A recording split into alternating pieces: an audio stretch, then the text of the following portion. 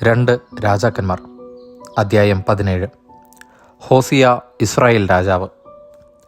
യൂദ രാജാവായ ആഹാസിൻ്റെ 12-ാം ഭരണവർഷം ഏലായുടെ പുത്രനായ ഹോസിയ സമരിയായിൽ ഇസ്രായേലിൻ്റെ രാജാവായി. അവൻ 9 വർഷം ഭരിച്ചു. അവൻ കർത്താവിൻ്റെ മുമ്പിൽ തിന്മ പ്രവർത്തിച്ചു, എങ്കിലും തൻ്റെ മുൻഗാമികളായ ഇസ്രായേൽ രാജാക്കന്മാരെ പോലെ ആയിരുന്നില്ല. അസീറിയ രാജാവായ ഷൽമനേസർ അവനെതിരെ വന്നു. ഹോസിയ അവൻ്റെ സാമന്തനായി കപ്പം കൊടുത്തു. പിന്നീട് അവൻ ഈജിപ്ത് രാജാവായ സോയുടെ അടുക്കൽ ദൂതന്മാരെ അയക്കുകയും അസീറിയ രാജാവിന് പ്രതിവർഷം കൊടുത്തുവന്ന കപ്പം നിർത്തലാക്കുകയും ചെയ്തു. അവൻ്റെ കുടിലത മനസ്സിലാക്കിയ അസീറിയ രാജാവ് അവനെ ബന്ധിച്ച് കാരാഗൃഹത്തിലടച്ചു. സമരിയായുടെ പതനം. അസീറിയ രാജാവ് രാജ്യം ആക്രമിക്കുകയും സമരിയായിൽ വന്ന് 3 കൊല്ലത്തേക്ക് ഉപരോധം ഏർപ്പെടുത്തുകയും ചെയ്തു. ഹോസിയായുടെ 9-ാം ഭരണവർഷം അസീറിയ രാജാവ് സമരിയ അധീനമാക്കി. ഇസ്രായേലിയരെ അസീറിയയിലേക്ക് കൊണ്ടുപോയി ഹാലായിലും ഗോസാനിലെ ഹാബോർ നദീതീരത്തും മെദിയ നഗരങ്ങളിലും പാർപ്പിച്ചു. ഇങ്ങനെ സംഭവിച്ചതിന് കാരണം ഇതാണ്: തങ്ങളെ ഈജിപ്തിൽ നിന്ന് ഫറവോ രാജാവിൻ്റെ അടിമത്തത്തിൽ നിന്ന് മോചിപ്പിച്ച തങ്ങളുടെ ദൈവമായ കർത്താവിനെതിരെ ഇസ്രായേൽ ജനം പാപം ചെയ്തു. അവർ അന്യദേവന്മാരോട് ഭക്ത്യാദരങ്ങൾ കാണിക്കുകയും കർത്താവ് ഇസ്രായേൽ ജനത്തിൻ്റെ മുമ്പിൽ നിന്ന് ഉച്ചാടനം ചെയ്ത ജനതകളുടെ ആചാരങ്ങളിലും ഇസ്രായേൽ രാജാക്കന്മാർ ആവിഷ്കരിച്ച അനുഷ്ഠാനങ്ങളിലും വ്യാപരിക്കുകയും ചെയ്തു. ദൈവമായ കർത്താവിന് അഹിതമായ കാര്യങ്ങൾ ഇസ്രായേൽ ജനം രഹസ്യമായി ചെയ്തു.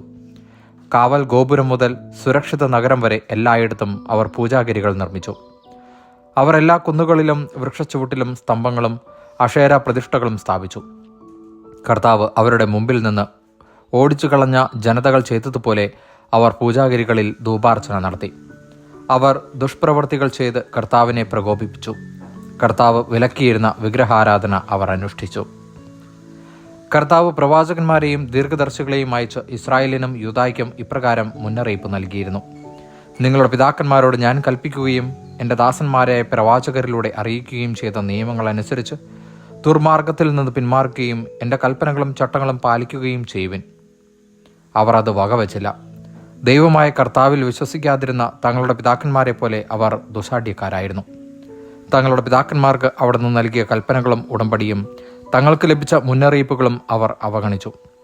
അവർ വ്യാജവിഗ്രഹങ്ങളുടെ പിന്നാലെ പോയി അവിശ്വസ്തരാകുകയും ചുറ്റുമുള്ള ജനതകളെ അനുകരിക്കുകയും ചെയ്തു. ഈ ജനതകളെപ്പോലെ പ്രവർത്തിക്കരുതെന്ന് കർത്താവ് കൽപ്പിച്ചിരുന്നു.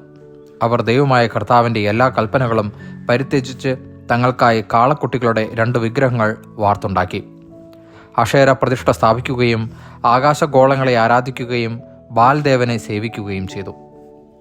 അവർ പുത്രീപുത്രന്മാരെ ദഹനബലിയായി അർപ്പിക്കുകയും ശകുനം നോക്കുകയും മന്ത്രവാദം നടത്തുകയും കർത്താവ് കാണുകെ തിന്മയ്ക്ക് തങ്ങളെ തന്നെ വിൽക്കുകയും ചെയ്ത് അവിടത്തെ പ്രകോപിപ്പിച്ചു. അതിനാൽ കർത്താവ് ഇസ്രായേലിൻ്റെ നേരെ ക്രൂധനായി അവരെ തൻ്റെ കൺമുമ്പിൽ നിന്ന് നീക്കിക്കളഞ്ഞു. യൂദാ ഗോത്രമല്ലാതെ ഒന്നും അവശേഷിച്ചില്ല. യൂദായും ദൈവമായ കർത്താവിൻ്റെ കൽപ്പനകൾ അനുസരിക്കാതെ ഇസ്രായേലിൻ്റെ ആചാരങ്ങളിൽ മുഴുകി. കർത്താവ് ഇസ്രായേലിൻ്റെ സന്തതികളെ ഉപേക്ഷിക്കുകയും ശിക്ഷിക്കുകയും കൊള്ളക്കാരുടെ കയ്യിൽ ഏൽപ്പിക്കുകയും തൻ്റെ മുമ്പിൽ നിന്ന് നിഷ്കാസനം ചെയ്യുകയും ചെയ്തു. കർത്താവ് ഇസ്രായേലിനെ ദാവീദിൻ്റെ ഭവനത്തിൽ നിന്ന് വിച്ഛേദിച്ചപ്പോൾ അവർ നബാത്തിന്റെ പുത്രനായ ജെറോബോവാമിനെ രാജാവാക്കി. അവൻ ഇസ്രായേലിനെ കർത്താവിൻ്റെ മാർഗത്തിൽ നിന്ന് പിന്തിരിപ്പിച്ച് വലിയ പാപത്തിലേക്ക് നയിച്ചു. ജെറോബോവാം ചെയ്ത എല്ലാ പാപങ്ങളും ഇസ്രായേൽ ജനം ചെയ്തു. കർത്താവ് തൻ്റെ ദാസന്മാരായ പ്രവാചകന്മാരിലൂടെ അരുളി ചെയ്തതുപോലെ ഇസ്രായേലിനെ തൻ്റെ മുമ്പിൽ നിന്ന് നിഷ്കാസനം ചെയ്യുന്നതുവരെ അവർ അവയിൽ നിന്ന് പിന്തിരിഞ്ഞില്ല. ഇസ്രായേൽ ഇന്നും അസീറിയയിൽ പ്രവാസികളായി കഴിയുന്നു. സമരിയാക്കാരുടെ ഉത്ഭവം. അസീറിയ രാജാവ് ബാബിലോൺ, കുത്ത, അവ്വ, ഹമാത്ത്, സെഫാർവയും എന്നിവിടങ്ങളിൽ നിന്ന് ആളുകളെ കൊണ്ടുവന്ന് ഇസ്രായേൽ ജനത്തിന് പകരം സമരിയ നഗരങ്ങളിൽ പാർപ്പിച്ചു. അവർ സമരിയ സ്വന്തമാക്കി അതിൻ്റെ നഗരങ്ങളിൽ വസിച്ചു. അവിടെ വാസം തുടങ്ങിയ കാലത്ത് അവർ കർത്താവിനോട് ഭക്ത്യാദരങ്ങൾ കാണിച്ചില്ല.